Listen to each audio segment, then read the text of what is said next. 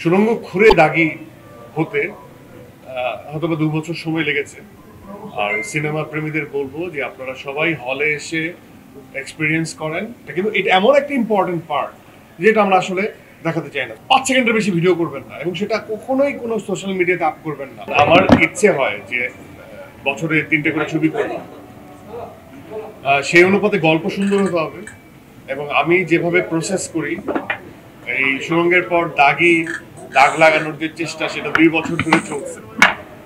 তো এমন না যে শুধুমাত্র দাগি নিয়েই আমাদের গবেষণা ছিল, সেটা হয়তো বা বছর খানিক ছিল, বাট এর আগে পরে মিলিয়ে বছর খানিক অন্যান্য প্রোডাকশন নিয়েও আমাদের চিন্তা ভাবনা আছে। পাইপলাইনে অনেকগুলো প্রজেক্ট আছে। সুড়ঙ্গ থেকে দাগি হতে, সুড়ঙ্গ খুঁড়ে দাগি হতে হয়তো বা 2 বছর সময় লেগেছে, বাট দাগি থেকে অন্য কিছু হতে আমার মনে হয় না যে বেশি সময় লাগবে। আমরা অনেকটা প্রিপেয়ার্ড এবং সামনে আমরাই আপনাদের সঙ্গে হয়তোবা এই আলাপচারিতাতে যাবো যে কবে আসছি, কিভাবে আসছি।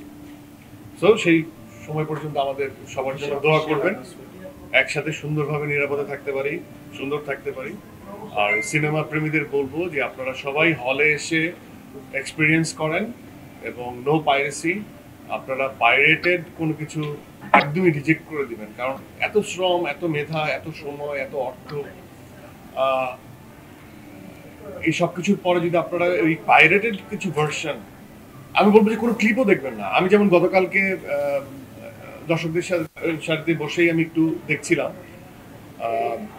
তো তখন দেখলাম যে আমি ওকে বলতেছিলাম, শাকিলকে বলতেছিলাম যে আমরা দেখতে পাচ্ছি দূর থেকে একজন ইমোশনালি লাইক তারা হয়তো বা আমরা দেখলাম আপ করে দিবে ছোট্ট একটা, কিন্তু এটা এমন একটা ইম্পর্টেন্ট পার্ট যেটা আমরা আসলে দেখাতে চাই না। সো একই অর্থে আমি এই মেসেজটুকু তাদেরকে বলতে চাই, আপনারা যারাই যে মুভিটাই দেখেন না কেন হলে বসে এক্সপিরিয়েন্স করছেন, আপনারা প্লিজ আপনার স্মৃতিতে রাখার জন্য আপনি 5 সেকেন্ডের বেশি ভিডিও করবেন না এবং সেটা কখনোই কোনো সোশ্যাল মিডিয়াতে আপ করবেন না।